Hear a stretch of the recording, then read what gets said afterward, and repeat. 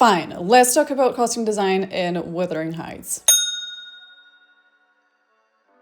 This is quite possibly the most controversial movie this year in terms of costuming, and I'm saying this knowing it's only February, but I have a feeling nothing is going to top the discourse surrounding this movie's costumes in terms of period dramas. I think this is as hot as it gets. When the first shots, or rather paparazzi shots, if I remember correctly, appeared, we, the historical purists, were very confused, and the more material we got surrounding the movie, the more confused it left us. So now that I have actually seen the movie, first off, let me premise this by saying that Jacqueline Duran is an absolute icon in terms of costume design. She is one of the OGs. Her designs are some of the most iconic in entire movie history up to this date. I don't think anyone has topped the green dress from Atonement, and that was 20 years ago. Anna Karenina is also a fantastic example of sort of taking that historical influence and being creative with it and turning it into something completely new. She also designed costumes for the 2005 Pride and Prejudice, which I know it is controversial in terms of historical accuracy, but I think these costumes in their own way also set up a sort of standard for modern period dramas. So I think they're still pretty iconic. And recently she did costumes for the Barbie movie, which I don't think needs any introduction. I think a lot of us know these costumes by heart. So she's absolutely a legendary name in costume design. However, even icons sometimes miss. I'm not a fan of costumes in Little Women, for example. I am not a fan of the yellow dress in Beauty and the Beast. From my observation, Jacqueline is someone who works very closely with the director, and ultimately it is the director's vision that shines through. For example, in 2005 Pride and Prejudice, there are apparently so many 18th century styles because Joe Wright, the director, disliked the very high waistlines. I know nothing about cockroaches, to be honest. Was a situationship. He was a situationship. It was not that serious. Today's topic, syphilis. He has beef with sneezing. I think it's just my problem with wanting to time travel. It sounds like she just met someone. He was really cool. This is actually annoyingly good advice. How did servants look in 1840? Now, what I don't think about is bodily fluids. They apparently had a beef with crickets because... So, peeing. Woo! Peeing in public. Oh god, how am I gonna get through this episode? In Wuthering Heights, it seems to me that Jacqueline also worked very closely with the director Emerald Fennell, but maybe they were too enthusiastic, you know, like exchanging ideas and being like, yes, oh my god, and let's do this and let's do that, and doing things simply because they look cool. And it's not just me, it's not me being rude, because that's literally something that I've noticed in their interviews, because when they explain deciding on particular styles, they often go, we really liked it, or we thought it would be fun. So my problem with the costumes in this movie is actually, I think, the same problem that I have with the movie. So in a weird way, they kind of did their job because they did embrace the movie's vibe and conveyed what the movie was trying to convey, which was too much and too many things at the same time, basically. First of all, let's establish that yes, the costumes are not supposed to be historically accurate. Let's get that out of the way. I am sick and tired of this discourse that if the creators outright say that they don't really care about history, we are somehow not able to speak on costumes anymore. Where did that come from? The movie is still clearly set in the past, and even though the setting might be more of a weird fairy tale, there is no electricity, there is no cars. The relationships between the characters are still very much in line with Victorian sensitivities. So if you want to pretend that it's not a historical story, why couldn't Kathy just get a divorce and call it a day? I think similarly to Bridgerton, this clearly is a story set in the past. Therefore, it is completely fine to expect some elements of the past to appear. I'm not saying it has to be like encyclopedia style fashion plate copy and paste, but I do expect something. Maybe at some point. It also does explicitly say based on the novel by Emily Bronte in the opening scene. So I'm like, why are people saying this is just a fantasy? It clearly uses that as a main reference. So when is the movie actually set? Well, Damned if I know, I have no idea. We have 18th century style stays shown on screen for a good portion of the first half. Nellie wears pretty accurate 1840s or 1850s styles. Then we have Isabella, who is dressed in 1860s style crinolines that are suspiciously reminiscent of the Little Women styles. It actually sometimes looks like they used the same sort of pattern for the bodice. Men wear this generic Victorian style menswear most of the time in terms of the silhouette. We have extras in style ranging from 18th century to Regency to 1830s to 1860s. And Kathy, well, Kathy does everything. That's the main issue I have with the costumes. There is no theme in Kathy's costumes. The theme is no theme. She goes from 18th century milkmaid styles to Victorian style crinolines to modern evening wear to a pretty accurate Victorian Swiss style costume to 18th century Marie Antoinette inspiration to 1950s Dior to Little Red Riding Hood to 1890s style capes to 1940s Victory rolls to 17th century style neckline. And honestly, there is no real reason for that. I think there was a chunk of an interview that was dedicated to Kathy's Swiss costume because I was like, oh, that's really interesting, because in Frankenstein they did use Swiss costume references for a reason, and here I was like, oh, it's interesting that they've also used Swiss costume as a reference, and there was basically no answer for that. There was no reasoning behind that rather than it looked really good, which I agree with. It's beautiful, but what's your reasoning? There isn't, to me, a single reason for Kathy to be doing all that, to be going through such a variety of styles and silhouettes and colors and patterns and fabrics. Okay, the variety of fabrics I do understand because that could work quite nicely, but the reason she couldn't stick to a cohesive set of silhouettes, that I don't understand. If it was supposed to add to this fairy tale feel, then why wouldn't the rest of the characters also wear eclectic costumes? If it was supposed to alienate Kathy, then why wasn't she the only one wearing bright colors? Why was everyone sort of colorful? Wouldn't it make more sense if her surroundings were more black and white in terms of costumes, and then she's the one that's colorful? I don't know. And shiny, because other characters wear shiny things as well. I'm not convinced. There is, of course, things that I did like. Overall, I think the use of red is really interesting, and it looks gorgeous when it's set on the backdrop of the moors and the hills and the cold, harsh climate of the north. It looks stunning. Also, yay, Kate Bush reference. The shiny 1660s style gown is really cool. I really like that. And I think if they stuck to that silhouette for all Kathy's clothes, because it does appear a couple of times, it would make it look even better.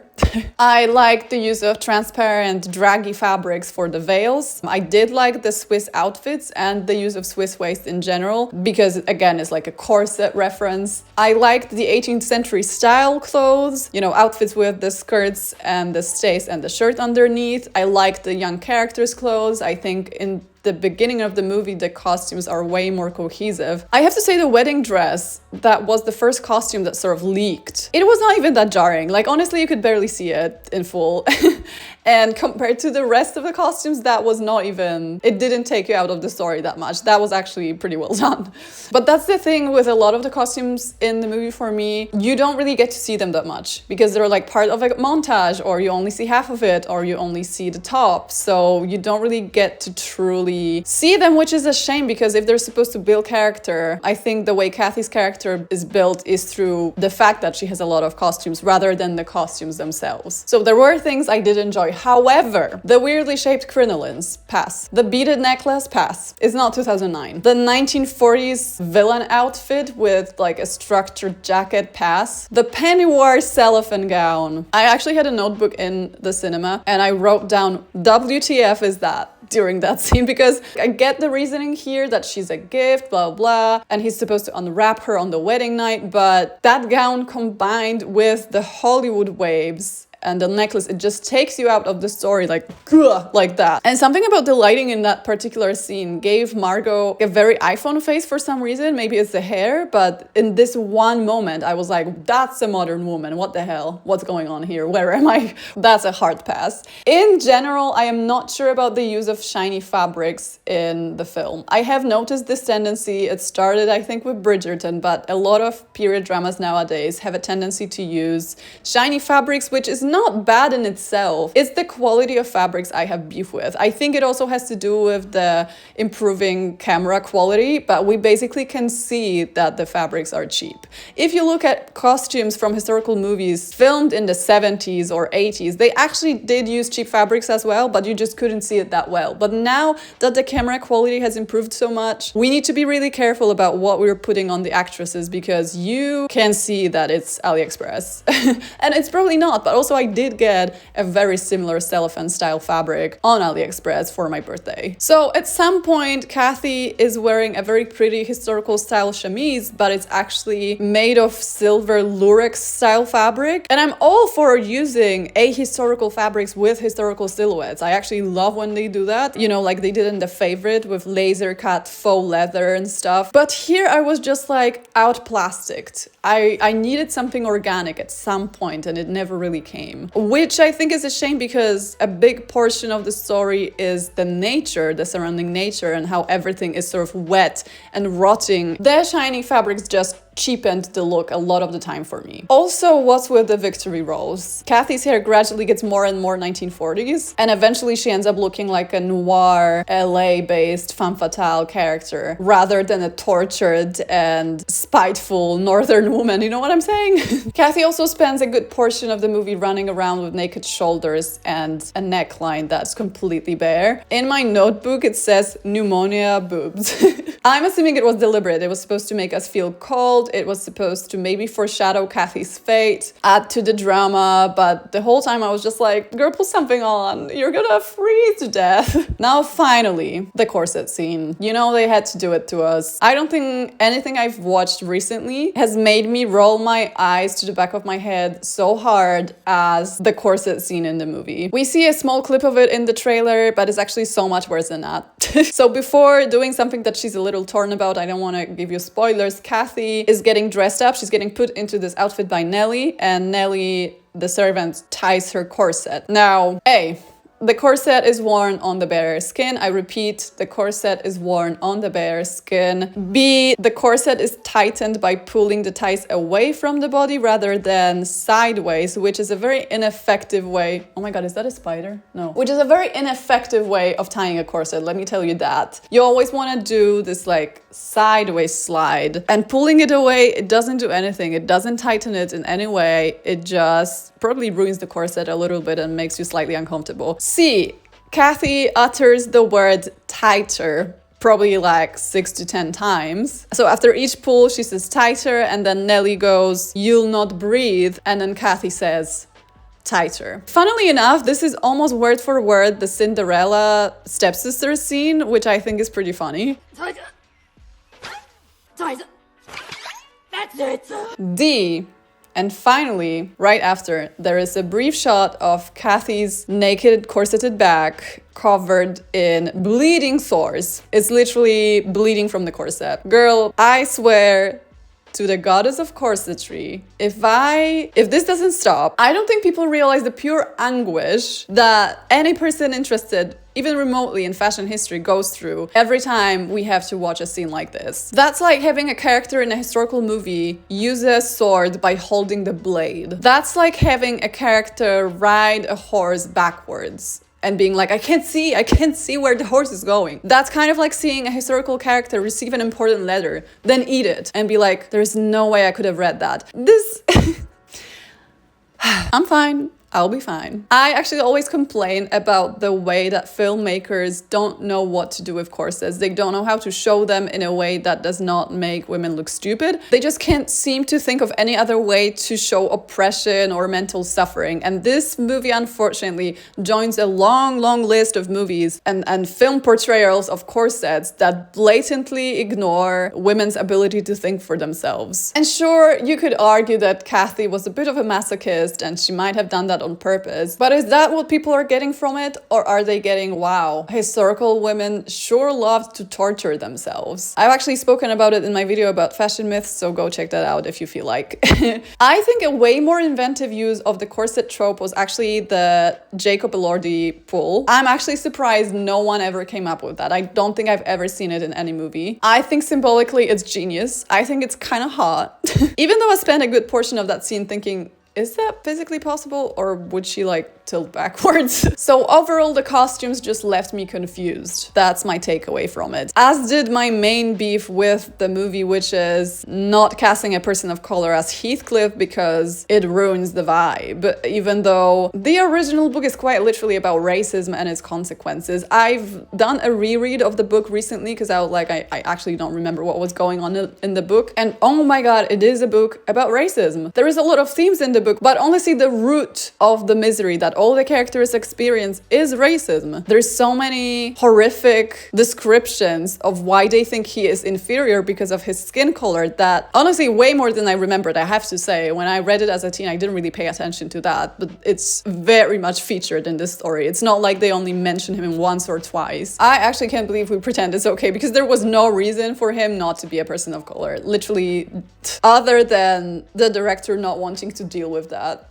And everyone's like, okay, but we had so many adaptations of Wuthering Heights. Like, we can have fun with this one. It doesn't have to be that deep. Okay, only one of those adaptations featured a person of color as Heathcliff. And even that one omitted half the book and got mixed reviews. So we need a good Wuthering Heights adaptation before you can start experimenting.